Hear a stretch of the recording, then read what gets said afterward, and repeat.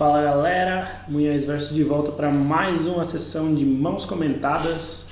Esse é o nosso terceiro vídeo, estou muito empolgado com esse projeto aqui. Eu estou gostando demais de comentar, não sei se vocês estão curtindo assistir ou não, mas eu estou me divertindo pra caramba fazendo esses vídeos aqui.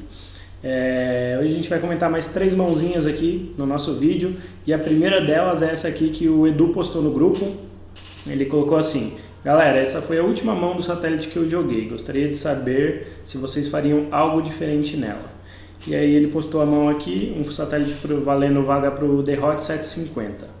Então a mão foi esta aqui que a gente vai analisar agora. Vamos lá ver como é que o Edu jogou essa mão aqui. Estamos numa situação de heads up. Heads up é um jogo bem diferente, né, do que a gente está acostumado a jogar quando é a mesa cheia com 9 pessoas. Então é um jogo muito mais dinâmico, muito mais de análise, mas vamos ver como é que desenrolou aqui a mão. O vilão entra de limp no botão, e aí o Edu decide dar check. Perfeito, ok. Justíssimo o check dele aqui de 2 e dama suited. O flop vem 9-4-4, a gente acerta aí o nosso flush draw aí, né? Ficamos pro flush. E o Edu decide sair betando aqui um pouquinho mais de meio pote. Aqui a gente tem 2 linhas nesse flop, né? A gente pode jogar muito bem de check call e avaliar turn, tentar fazer talvez um move no turn, ou sair donkey betando, que nem o Edu saiu aqui. A gente tem o flush draw, esse daqui é um flop que não acerta muita coisa, né? É um flop dobrado aqui, o 4, o 9, 4-4-9. Então, muitas chances do vilão não ter acertado nada nesse flop aqui, e a gente jogando agressivamente acabar podendo puxar essa mão aí com essa donkey bet. Então o Edu decidiu sair donkey betando aqui e o vilão deu call. Quando o vilão dá call aqui, a gente já tem que pensar num plano para nossa mão aqui, tá? Como eu falei, aqui é um flop que muitas vezes não acerta o range do vilão, na maioria das vezes, tá? Então às vezes ele deu esse primeiro call aí fazendo um float, querendo ver como é que a gente vai jogar aí turn river, para tentar puxar o pote depois nas streets futuras. Então a gente já tem que começar a pensar num plano aqui para nossa mão, mesmo que a gente não acerte o nosso flush. Quais cartas que vão bater no turn aqui que a gente vai continuar com a nossa estratégia de sair betando? Para mim, eu vejo cartas acima do 9 como cartas boas aqui para a gente continuar apostando e sendo agressivo, tá? Então se bater um 10, se bater um vala, uma dama, um ás, especialmente o ás, né? O ás é sempre uma scary card aí. Então, cartas acima do 9, eu acho que seriam cartas boas para a gente continuar na nossa estratégia de agressividade aqui que a gente já fez no flop. Agora, se bater qualquer carta aqui que não mude muito o panorama do board, aí já fica estranho caso a gente bet e o vilão dê um segundo call aqui. Aí já fica muito difícil da gente continuar com a agressividade aqui com o nosso flush draw se a gente não acertar nada. Então aqui o plano que a gente tem que pensar na mão é o que bate aqui no turn, que a gente pode continuar agressivo ou não. Então para mim eu vejo aqui cartas acima do 9 sendo cartas boas aqui, para a gente continuar apostando aqui no turn, tá? Turn vem um 8, que não é uma carta muito boa, e aí o Edu decidiu dar check, que eu acho ok. Já meio que desligar a mão mesmo, e aí o vilão chova aqui 2.786 fichas. Quando o vilão chova aqui, ele deixa a gente numa situação bem complicada aqui de pagar. A gente só tá com o nosso flush draw, então, no máximo a nossa dama aqui de overcard, né, para tentar acertar. Então a gente não tem o preço correto para dar esse call aqui, tá? Ele tá betando aqui 2.786 num pote de 3.666 fichas. Então ele está betando aí mais de 70% com relação ao pote. E se a gente jogar aqui no Equilab, eu fiz uma continha rápida, coloquei aqui a nossa mão, já tô antecipei aqui a mão já, o vilão já contei aqui a história do vilão. A mão do vilão, e a gente vê que a nossa mão tinha 27% de equidade. Então definitivamente aqui a gente não tem condições de pagar esse bet aqui dele. A gente tem que largar mesmo. E aí o Edu decidiu dar o call aqui, e aí o river, acabou que ele acertou o flush draw dele aqui e acabou puxando, mas a gente vê que essa jogada aqui, o Edu, no longo prazo não é uma jogada muito lucrativa, porque você não teve o preço correto aqui para você dar esse call. O máximo para você continuar na mão aqui seria se o vilão tivesse apostado no máximo 27%, 30% do pote aí, aí você poderia dar esse call aqui para tentar acertar o seu flush, mas aí quando ele coloca a gente ali numa situação bem difícil, que ele beta mais de 70% do pot, fica difícil a gente continuar aqui querendo acertar o nosso flush draw, tá? Então eu largaria para essa aposta dele aqui no turn.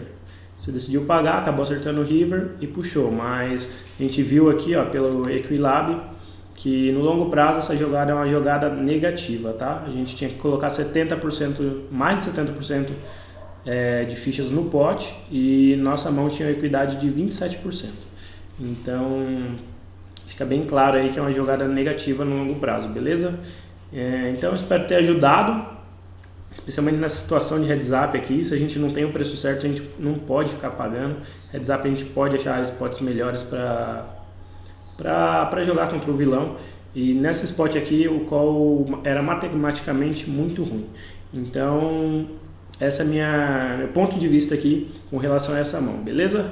Então vamos agora para a segunda mão do dia aqui. O Paul Campos postou aqui no grupo: alguma análise para essa mão? Observação: o vilão já tinha me dado 2 bets em momentos diferentes. Então vamos ver aqui qual que foi a mão. A mão postada foi de um torneio turbo de 11 centavos de dólares, 200 dólares garantidos. E a mão é essa aqui. Vamos dar o play aqui. Small e Big, nosso herói sai aqui do UTG com par de 5, decide dar um mini raise aí. O nosso herói está com quase 30 big blinds aí, mais de 30 na verdade, mais de 30 big blinds aí, decidiu dar raise aqui de 5-5 do TG. Bom, eu já não gosto desse raise aqui de 5-5 do TG, tá? Eu acho que é um tanto quanto light, especialmente nesses limites aqui bem baixinho aqui, ó. Você vai tomar muitas vezes muitos calls aí, só vai jogar pela trinca, fora de posição, então desnecessário, não só nesses limites, né? Até nos limites mais altos. Se dependendo da sua imagem na mesa, se você não tiver uma imagem ultra tarde aí, não compensa você ficar abrindo pares baixos, porque muitas vezes você vai acabar tomando call aí, jogando numa situação difícil fora de posição. Então eu já não daria esse raise aqui do UTG com par de 5, tá? Mas vamos ver como é que rolou a mão aqui. Mesa rodando em fold, tomou um call ali do botão, small e big completaram, e aí o flop vem 5, 6 e 10. A gente acerta a nossa trinca aqui, flop bom pra gente, né? Trincamos aí, tá bem disfarçado, não tá no range ali do TG, o par de 5 tá fora do radar aí, né? Check, aí o Big Blind beta aqui 600 e o nosso herói aqui dá um raise nele de 1.200 fichas. Eu gosto do raise, definitivamente eu gosto do raise, porque a gente está jogando um pot contra mais 3 pessoas aqui, então tem aqui um draw de flush, tem um draw de sequência que pode estar aqui no range desses caras aqui que estão jogando do small e do big. Então definitivamente eu gosto do raise, tá? Só faria um size um pouquinho maior aqui, acho que eu faria tipo entre 1.400 e 1.600 fichas, tendendo aí para o máximo, mais para o lado de 1.600 fichas mesmo, para cobrar desse vilão aqui os possíveis draws que ele tiver, tá? Ou até mesmo se ele acertou o 10 aqui, ele muitas vezes não vai largar tão fácil esse 10 aqui, então cobrar dele e tentar fazer um pote grande para a gente conseguir colocar as nossas fichas ali todas no pote, né? Então só faria um raise um pouquinho maior aí. Aí o small blind dá um call atravessado aqui que já fica meio estranho. Não gosto muito desse call do small blind, bem estranhinho, mas ele pode estar dando esse call aqui com muitos draws também. Trinca de 6 é possível, mas bem difícil, né, dele ter. Trinca de 10, talvez se ele tivesse 10-10, não sei se ele jogaria só de call aí no pré-flop. Então eu vejo ele também com muitos draws aqui, tá? E esse aqui, o Big Blind, quando sai betando aqui, pode ser que ele tenha acertado alguma coisa. Muitas vezes acertou o 10 aí e decidiu sair donkey betando. Então, mas esse call aqui do Small Blind já deixa um pouco estranho aqui a situação, tá? O turn vem um 7 de paus, check. O vilão beta 400 de novo aqui. Bem estranho esse bet aqui dele. Aqui nessa situação, novamente, acho que eu daria um raise pesado nele, cobrando. Ele pode estar com muitas mãos aí do tipo 2 pares que ele acertou, 5 e 6 aí que ele acertou, sei lá, 10 e 6, talvez até 10 e 7. Ele acertou aí e está querendo induzir a gente. E ainda tem agora o Small Blind aqui que deu call de atravessado, então não dá pra gente deixar um preço barato aqui para esses caras verem o River. Então aqui eu daria um raise pesado aqui, faria novamente tipo 1.200, 1.400 fichas, às vezes até mais, viu? 1.400, 1.500, 1.600 por aí, porque o pote já tem 5.800 fichas agora, então daria um raise pesado aqui para cobrar deles, tipo 1.500 fichas mesmo por aí, ou até mais, viu?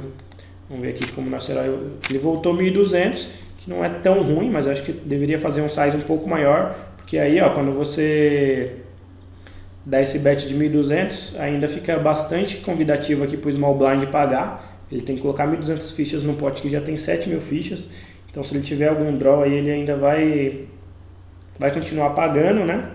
Então acho que na verdade aqui o size teria que ser até mais alto, tipo 2.000 fichas, para já cobrar mesmo aqui desse cara, não deixar ele ficar pagando barato para ver o draw que ele tem. E ele dá call e o outro vilão dá call também, que esse cara, muitas chances dele estar só num draw aqui. Se ele tivesse alguma coisa muito forte, acho que ele já teria colocado tudo aí na tela. Esse cara aqui também, se tivesse algo muito forte, ele também já teria voltado alguma coisa. Então acho que muitas grandes chances desses caras aí estarem num draw, ou terem acertado aí, tipo, um deles teria acertado 2 par ou algo do tipo.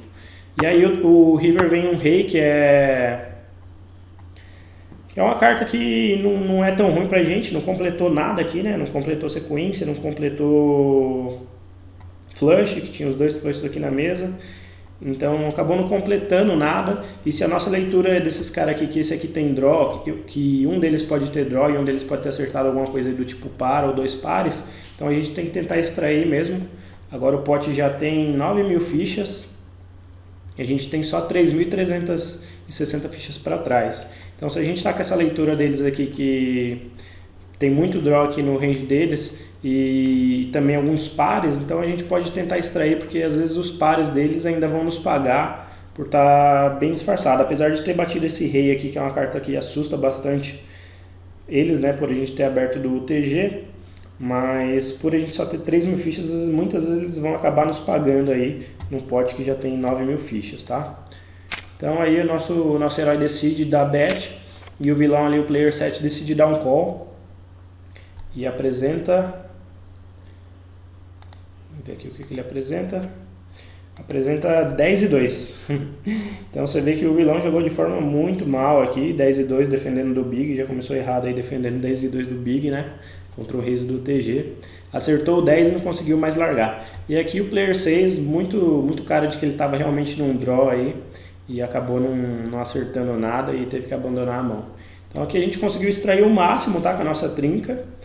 Foi ok, só faria realmente o tamanho dos sizes dos raises no flop turn um pouco maior para cobrar dos draws, como esse cara aqui parecia que realmente estava num draw.